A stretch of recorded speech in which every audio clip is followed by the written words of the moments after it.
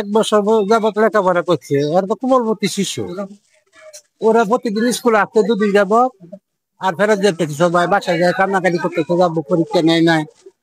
এরা কেমন শিক্ষক আমি জাতির কাছে জানতে চাই। ঠিক আছে, জুলাই যুদ্ধে যারা আছে তাদেরকে আমি জানাইতে চাই যে তারা এখন কোথায়, তারা কোথায় এখন প্রাইমারি স্কুল। ঠিক আছে, বাচ্চাদেরকে নিয়ে যে খেলা খেলতেছে শিক্ষকরা, ঠিক আছে, তাদের এতই টাকার দরকার, এতই গ্রেডের দরকার যে ঠিক আছে তাহলে অন্য চাকরি করতো। শিক্ষকদের কাছে একটাই দাবি থাকবে যে আপনাদের যে দাবি দাবা ওইটা সরকার অবশ্যই দেখবে। আপনারা এই আগামী দিনের প্রজন্ম এই বাচ্চাদেরকে আপনারা অন্তত স্নেহ দিয়ে স্কুলটা খুলে তাদের পরীক্ষা নেবেন, এই আমার অনুরোধ সরকারের কাছে।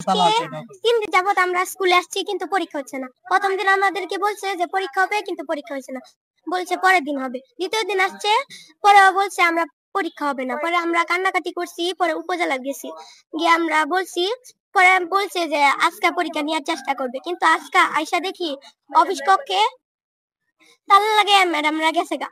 দেওয়া হয়েছে যে তোমাদের পরীক্ষার নাম্বার আমরা কেটে দিব। 152 জন, 152 জনের লিস্ট করা হয়েছে যে এদেরকে আমরা আমাদেরকে বলছে যে আমাদের নাম্বার কমিয়ে দেওয়া হবে। বার্ষিক পরীক্ষা বৃত্তি পরীক্ষার মধ্যেও নাকি আমাদের নাম্বার কমিয়ে দেওয়া হবে, আমাদের মডেল টেস্টের মধ্যে থেকেও নাম্বার কাটা হবে। আমাদের পরীক্ষার পরে করো অথবা আমাদের আগে ক্লাস হইতো, ক্লাসের মধ্যে ক্লাস না করতো, আমাদের বন্ধ দিয়ে পরে করতো। এখন আমাদের পরীক্ষা চলাকালীন এগুলো হচ্ছে, এখন আমাদের বৃত্তি পরীক্ষার মধ্যে একটা প্রভাব পড়তেছে, তারপরে আবার এখন পরীক্ষা দিতে পারতেছি না, এটার একটা প্রভাব পড়তেছে। তারপরে আমাদের বলছে 3 দিন সময় আমাদের ওয়েস্ট গেছে। তারপরে আমাদের বলতেছে আমাদের সার্টিফিকেট দিবে না, তারপর সার্টিফিকেট দিলেও ওইটার মধ্যে আমাদের স্বাক্ষর দিবে না। তাহলে আমাদের মডেল টেস্ট গেছে বৃত্তিরাদের কয়েকদিন আগে, ওইটার মধ্যে আমারে প্রায় 10 নম্বরের মতো কেটে দিছে।